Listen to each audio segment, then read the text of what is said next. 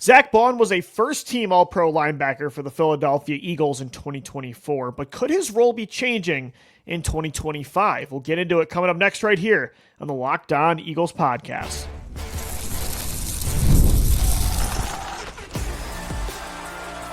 You are Locked On Eagles, your daily Philadelphia Eagles podcast, part of the Locked On Podcast Network, your team every day. We thank you so much for making Locked On Eagles your first listen each and every day. Welcome in, Eagles fans, to this Thursday edition of the show. You can find us Monday through Friday on all podcast platforms and on YouTube as well. I'm your host, Louis DiBiase. Want to get into something today that I thought about after listening to Zack Baun's press conference. And Zack Baun last year had one of the best individual seasons a linebacker has had in Eagles history. Again, a first-team All-Pro linebacker in his first year moving into the Mike position as a stand-up inside backer. When he was with the Saints, he was 99% of the time playing on the edge. Vic Fangio sees something in him with very little tape to go off of, but that's the instincts of an all-time great defensive coach, moves him on the inside, and he's a first-team All-Pro in a championship-winning season. I think it was the best season an Eagles linebacker has had since, Nigel Bradham was really good in 2017, but before that, is it like you got to go back to Jeremiah Trotter Sr. in like 2002, 2003? Like, that's how good Zack Baun was in 2024. The Eagles extended his contract this offseason. He is now the fourth highest paid linebacker in football on the inside, getting about $17 million a year. So overall, Baun was a diamond in the rough that Vic Fangio found. He's a pillar of your defense and the spine of that defense. I think he's going to be the green dot play caller on that side of the ball this year, at least to start the season with Nakobe Dean getting injured. But I was listening to his press conference the other day, and he was kind of asked about what his role could look like this year and if it could be different. And he kind of mentioned, and this was actually more so in the podcast he did with Cooper DeJean and Reed Blankenship, but he talked about how he is still willing to play on the edge if the Philadelphia Eagles need him to do that this year. And that got me thinking, because we've also heard reports about Vic Fangio kind of tinkering with the idea of moving Cooper DeJean around in different roles. Of course, he's going to play mostly in the nickel, but he's been playing some base outside linebacker during OTAs, I should say outside cornerback. He's also been talked about by Fangio as somebody that can also fit at safety. So we know Fangio's considering a more versatile role for DeJean in year two. They drafted Jihaad Campbell, and Fangio and Howie Roseman and Nick Sirianni have all said, don't put a label on this kid. Like, is he an inside linebacker? Is he an edge rusher? The answer is yes. Yes to everything. So I think the Eagles are being more open-minded this year on defense with what kind of roles their core pieces are going to play. I think they're thinking about versatility more and moving these guys around the formation. Now that Fangio's scheme is really established heading into year two, I think he's starting to be more creative and be like, okay, how can I move these guys around? How can we evolve? You know, we talk about on the show all the time, how can this team evolve on both sides of the ball? Well, on defense, maybe in 2025, it's becoming more versatile. Maybe Baun is a part of that equation, right? I don't think you want to move him from being your middle linebacker because he was arguably the best inside linebacker in football last year. Like, if it isn't broken, don't fix it. It's kind of the same logic with why I don't want DeJean moving from the nickel spot full time. But hey, in certain situations, pre-snap to confuse the quarterback, maybe you do want Zack Baun playing more on the edge. Last year, he did prove more in a blitzing role, but that he could also affect the quarterback by getting to him and getting him on the ground. He had 3 sacks, and so maybe that's an idea Fangio's exploring now that Baun is in year 2 of this scheme and is very comfortable. Baun and DeJean said it themselves on that podcast. Like, they are night and day, like light years ahead of where they were at this time last year when it comes to knowledge of the defense. It just, nonverbal communication, everybody being in the right spots and playing off each other. So I do wonder if this year is going to involve more movement pre-snap by this defense, more versatility in Fangio's scheme. Now, what I will say, though, is, again, I'm not suggesting that Zack Baun plays inside linebacker full time. Like, I don't want that, because Zack Baun last year, you paid him to be an inside linebacker. He was a first-team All-Pro at that position. When he played edge, he was more of a rotational 4th or 5th guy that barely made the roster, more of a practice squad caliber player, and now he's a first-team All-Pro. So I'm not saying completely change his role, But it is nice to know that in a year where the defensive floor, it's lower, right? I think this is more of a projection-based season on defense because it's a lot younger than it has been in years past. It's similar to last year at the start of the year. It's not proven, again, in a lot of spots. We don't know what we're going to get out of Jalix Hunt, out of Moro Ujoma, out of Jordan Davis again, out of Jihaad Campbell. So it's nice to know that, yes, plan A isn't to move these guys into new spots full-time, but in an emergency where they need these spots covered. Let's say Jalix Hunt, Azeez Ojulari, Joshua Uche, they're just not getting the job done on the edge. It's nice to know you have Jihaad Campbell and Zack Baun. It's nice to have those versatile pieces that can fill multiple spots. If players are injured or if the performance is just not up to the right level of a Super Bowl contender, it's nice to know that, hey, Cooper DeJean, if Keely Ringo is not panning out, you can play outside cornerback. Hey, Drew Mukuba, Sidney Brown, they're just not getting it done at safety. Cooper DeJean could play safety. It's also nice to know that Drew Mukuba can play both in the slot and as a deep safety like he did at Texas, because if DeJean has to play on the outside or he's got to play more as a deep safety or he's roaming around the formation as this matchup type of, Malcolm Jenkins-like player, you have Drew Mukuba that can play on the inside. So that's why versatility is so important. I don't think Fangio's considering moving any of these guys into different spots full time. But in case of an emergency, it's nice to know you have this versatility, including Zack Baun.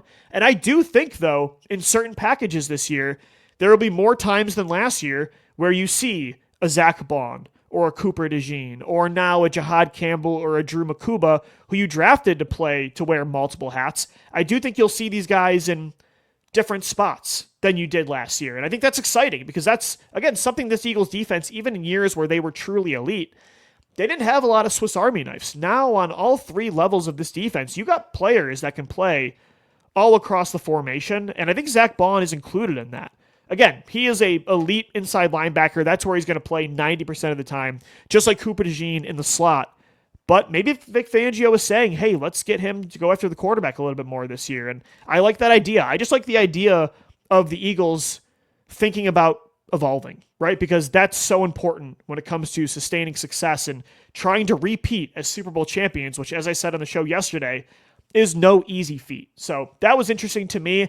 I'm very curious to watch training camp in July, preseason in August, and kind of see what these players' roles are, because Fangio has a very versatile defense. Although the floor is a little bit lower this year than in years past, maybe even compared to last year, I do think their personnel is more versatile this year than it was last year, and certainly in past years with Jim Schwartz running the defense or Sean Desai, and that's exciting to me because that's something they haven't always had. All right, guys, coming up next right here on the Locked On Eagles podcast, something else the Eagles haven't always had is homegrown talent really taking up the majority of a roster. The NFL is taking notice of that, but also how they have a homegrown culture for players that weren't homegrown in Philadelphia. I'll tell you why that's so important coming up next right here on the Locked On Eagles podcast. This Thursday edition of the Locked On Eagles podcast is brought to you by Monarch Money. Ever check your bank account and wonder, where did all my money go? Well, between dining out, that's a big one for me. Online shopping, that's a problem for me as well. Entertainment, it's easy to lose track. That's where Monarch Money comes in, your personal CFO, giving you full visibility and control over your finances. Monarch Money isn't just a budgeting app, it's a complete financial command center. You can track all your accounts, investments, and spending in one place. So you stop just managing your money and you start building your wealth. When I started using Monarch, I realized just how much I was spending on food delivery. Big bugaboo for me. Now, I still do it, but I'd like to say that I budget smarter and save more thanks to Monarch Money. Managing money with your partner is also smoother than ever. You can track shared and personal accounts, set goals, and stay on the same page without all the stress. So take control of your finances with Monarch Money. Use the code LOCKEDONNFL in all capital letters at monarchmoney.com for 50% off your first year. That's monarchmoney.com, code LOCKEDONNFL for half off your first year. Thanks as always for making Locked On Eagles your first listen each and every day. It's interesting. I saw a tweet, I think it was yesterday, and there was an NFL general manager conference. It sounds like down in, I can't remember where, I think in Florida. It was a GM summit, and the Raiders VP of player personnel, Brandon Hunt, who formerly was with the Eagles front office, he highlighted this picture when discussing personnel relationships with coaches and players. And it's this picture of the Eagles, a bunch of players and coaches hoisting the Lombardi Trophy. And in this picture are multiple different players that Hunt highlighted: A.J. Brown, Mekhi Becton, and Darius Slay. And it was kind of to talk about how important it is to have this close bond between your personnel, your coaches, and your front office, because you can establish almost this homegrown culture, even with players that weren't drafted by that team. So in that picture, Darius Slay was traded from the Lions to the Eagles in 2020. A.J. Brown was traded from the Titans to the Eagles in 2022. Mekhi Becton, once considered a bust with the New York Jets, signed with the Eagles and in 1 year was a Super Bowl champion. Reed Blankenship was also in that picture. He was an undrafted free agent. And it all came together, all these guys came together for this championship moment. And it was to discuss how important culture is and relationships within a locker room. And I think that's a real huge testament to Nick Sirianni. Howie Roseman, of course, too, for bringing in the right kind of people for it all to mesh together, which hasn't always been the case in years past. But it's really interesting to see like GMs discussing this dynamic with the Eagles. And it's a lot of credit goes to Nick Sirianni for meshing it all together, because again, that's not easy. Like, it's an underrated part of what makes the Eagles great. Again, people tend to roll their eyes at cliche, cheesy type of things like this. It's more of stuff you hear about, just, it's just coach speak a lot of the times in press conferences. You hear about this kind of eye-rolling stuff in Friday Night Lights and in football movies, but culture really is so important, and it's not always easy to make everything mesh when you have players that come from different backgrounds, come from different teams, right? I think what makes the Eagles so special right now is that the majority of their team is homegrown. I mean, 9 of 11 starters on offense were drafted by Howie Roseman. 10 of 11 starters on defense were drafted by Howie Roseman. So 19 of 22 starters on both sides of the ball were drafted by the Eagles. That is so important, right? But I will say, although that's important, you got to be able to bring in talent from other avenues, through trades, through free agency. And it's sometimes not always easy to make all that mesh together. Look at the 2012 and 2011 Philadelphia Eagles with the Dream Team. Look at the 2015 Philadelphia Eagles with Chip Kelly being the GM.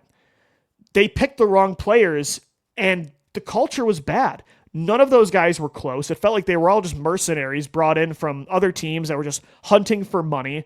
And none of those guys really cared about being Eagles. And so I think the culture already wasn't set up well to bring in a lot of new faces from different teams, but also the players that they brought in were not the right pieces. And I think Howie Roseman and Nick Sirianni have both learned how to combine that, how to have this marriage of a healthy culture that can bring in all different types of personalities and different types of styles of player, and they fit, but also bringing in the right guys from other teams, because the culture isn't always the same with other football teams. But Darius Slay, yeah, he was not a homegrown talent in Philly, but he had a homegrown vibe to him. Like, he was a team captain. The city totally embraced him over the 5 years that he was here. A.J. Brown was drafted by the Tennessee Titans. Now, like, he's an Eagle for life. Mekhi Becton was here for just 1 year, but I mean, he owes his career to the Philadelphia Eagles. He fit in perfectly, and Jeff Stoutland was able to get the most out of him. That's the thing, is this team, it makes it work with all different types of players, because the culture Sirianni has set up is so good, but also on the field, like, it's such a pro player type of environment. It's almost like a rehabilitation center for a lot of players too. Like, Isaiah Rodgers was suspended all of last year, comes in, has a bounce back season with the Eagles, gets paid, has a starting opportunity in Minnesota. Zack Baun, who I talked about earlier, practice squad, fringe roster player as a backup in New Orleans, now is a first-team All-Pro linebacker. Mekhi Becton was a bust in New York. Last year was one of the best starting guards in football in Philadelphia. So the Eagles have established this on and off the field pro player environment, not just for homegrown talent, which is really important, but also for guys that come in from different sectors of the NFL. And I think that has been something that's not talked about enough with the Eagles' success, is their ability to make it work and to pick the right guys for their organization and to just mold it all together. Howie Roseman, again, he deserves a lot of credit for that. He has learned, because again, in the post-McNabb era, They didn't have homegrown talent. They relied a lot on free agency and trades, and it felt like they just were never bringing in the right types of guys. But it's also about Nick Sirianni. Like, Nick Sirianni, this is what makes him special, is exactly what Hunt was talking about at the GM Summit. And I think a lot of Eagles players will tell you that as well. It's a huge testament to the head coach. And that's when people are discussing Sirianni, like, what does he do? Like, if he's not calling plays, like, what's his role? It's this kind of stuff. And I think that's, again, it's so important. And it makes your team, even though you're going to lose free agents, like Darius Slay this year left, Mekhi Becton left for the Chargers, Isaiah Rodgers left for the Vikings. Even though guys are going to come and go with opportunities, they're going to cash in. Like, if you get the most out of them and their stock is higher than ever, odds are they're going to go take money, and if they have a bigger opportunity elsewhere, they're going to go. But it's going to be a constant, like, revolving door of that, and you're going to lose players, but you're going to bring a lot in as well, because you have this reputation of being such a player-friendly locker room, such a player-friendly environment on the field, with your coaches just being so good at maximizing strengths that you're going to be able to replace players a lot better than you've been able to in years past in Philly. And again, credit to Howie Roseman for that. Credit to Nick Sirianni. The NFL's taking notice, and that's what they were talking about at the GM Summit. It looks like this week. Again, the Raiders VP of Player Personnel, Brandon Hunt, like, he was, again, a former Eagles top executive in the front office. He was highlighting that picture when discussing personnel relationships with coaches and players. Darius Slay, A.J. Brown, Reed Blankenship, Mekhi Becton, even Moro Ojoma's in that picture, a late 7th round pick.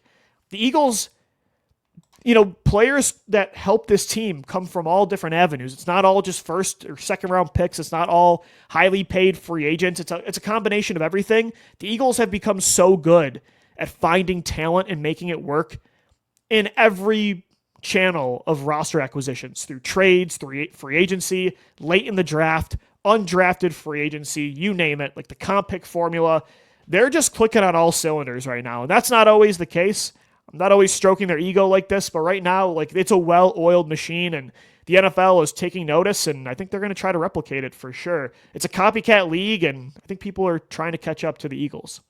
All right, guys, coming up next right here on the Locked On Eagles podcast, we'll wrap up this Thursday edition of the show. ESPN released their all-quarter century all-time team of the 2000s on offense and defense. They had 4 Eagles in this. I do think, though, they made a mistake keeping out a couple other Eagles. I'll tell you why coming up next right here on the Locked On Eagles podcast.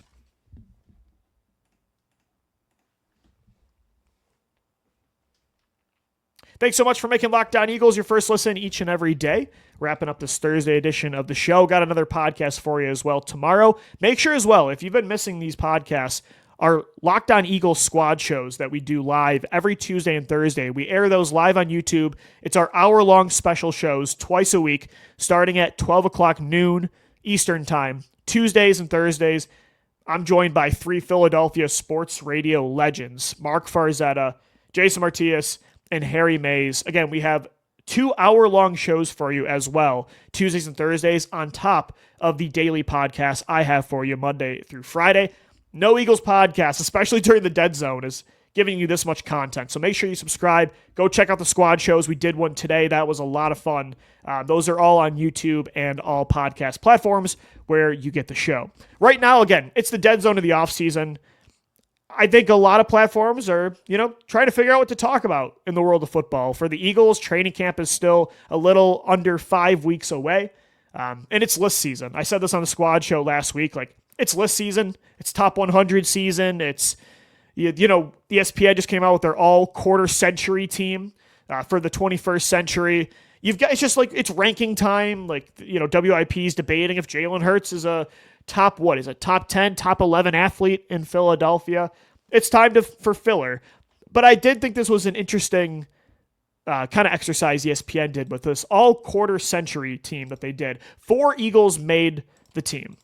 It was center Jason Kelce, right tackle Lane Johnson, wide receiver Terrell Owens, and then it was, I'm missing one of them. Oh, safety Brian Dawkins. So those were the 4 Eagles that made the 21st century all-time team for the NFL after 25 years. And I totally agree with those 4 Eagles being in. I don't even know if I would consider T.O. an Eagle, though. He was only on the team for 1.5 seasons.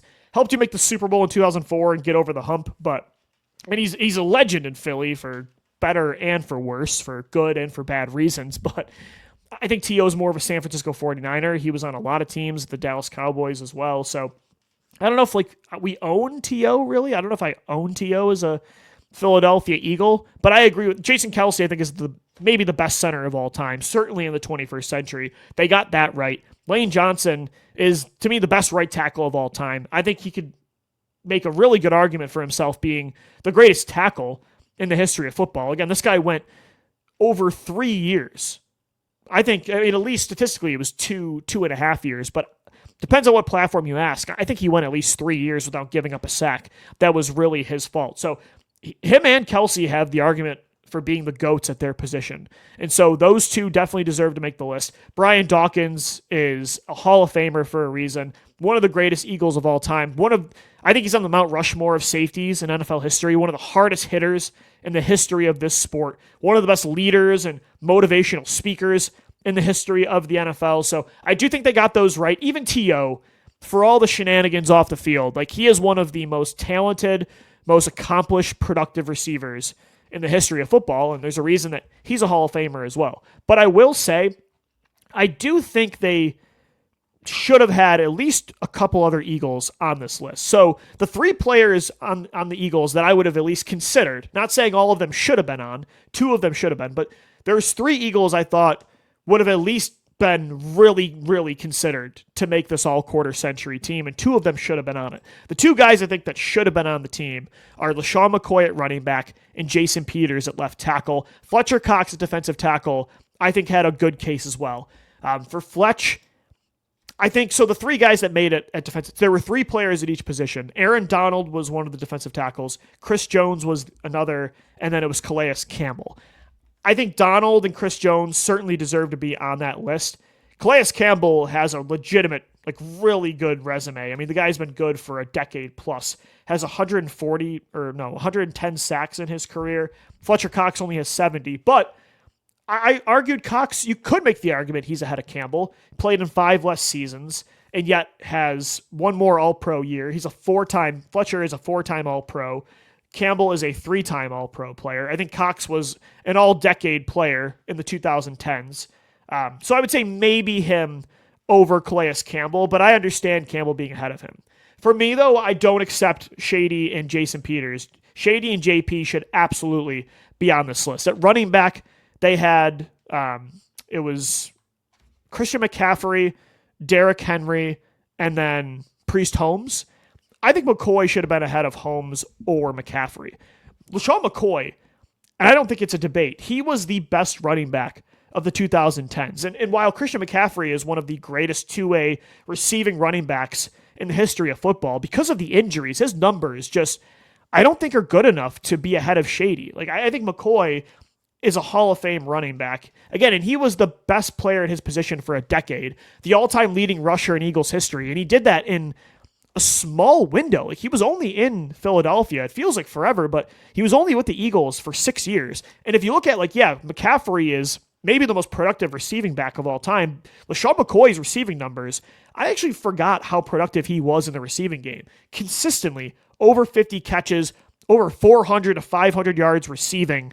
He didn't have a 1,000-yard receiving season like McCaffrey, but the quantity of McCoy's years, he has more 1,000-yard rushing seasons. I think he just had better numbers over a longer period of time, and he was able to stay healthy. Durability is important, and he was the face of an offense in 2 different cities, not just Philadelphia, but in Buffalo as well. Shady helped break that 17-year playoff drought for the Bills in 2017. So, again, and also, outside of Barry Sanders, he's the most dangerous open field threat, the hardest player to tackle at his position of all time in the open field, outside of Barry Sanders. When it comes to cutting on a dime, juke ability, it's Sanders and it's Shady. So for me, over Holmes or McCaffrey, I understand Derrick Henry being on there. I'm not taking Derrick Henry off that list, but I feel like Shady should have been on that list. I don't know. For me, Fletcher Cox, I understand putting Calais Campbell over him, but I felt like McCoy should have definitely been on there. And for me, Jason Peters should have been on there over Trent Williams at left tackle. Trent Williams, great player for a long period of time. He's in his late 30s, still one of the best tackles in football for San Francisco, 4-time All-Pro player. But Jason Peters is a 6-time All-Pro player. From 2009 to, I would say, like 2017, 2018, you can make the argument he was the best left tackle in football. One of the most athletic tackles in the history of this game. Played until, I know people make fun of Jason Peters because he was always injured at the end of his career, but playing late into your 40s at that position, he just retired, which is unbelievable to me. He's going to probably be a first ballot Hall of Famer. He has a Super Bowl ring, which Trent Williams does not, so that's big as well. I think JP should have been on that list, and I would have put him over Trent Williams. So for me, it's I understand Fletch not being on there, although he was a close fourth, in my opinion, to Donald, Jones, and Campbell. But I don't know how you keep LaShawn McCoy and Jason Peters off the all-quarter century list. They were, for at least a decade, both of them were, you could make the argument, the best player at their position for a decade of 25 years in the 21st century. And so, yeah, I'm a little biased. I've got my Eagles blinders on. Totally agree with the 4 they let in. Dawkins, T.O., Kelsey, and Lane. I think Shady and JP got to be on that list, though. But we got a lot of lists coming. Little hint for you. Got a lot of lists coming at the Locked On Podcast Network as well. So keep an eye out for those. They're going to be coming soon, so just stay tuned. But we're going to sign off for now. Thanks so much for making Locked On Eagles your first listen each and every day, Monday through Friday. We'll be back tomorrow for one more show this week. Until then, thanks as always for downloading, watching, and listening. And let's go Birds. Fly, Eagles, fly.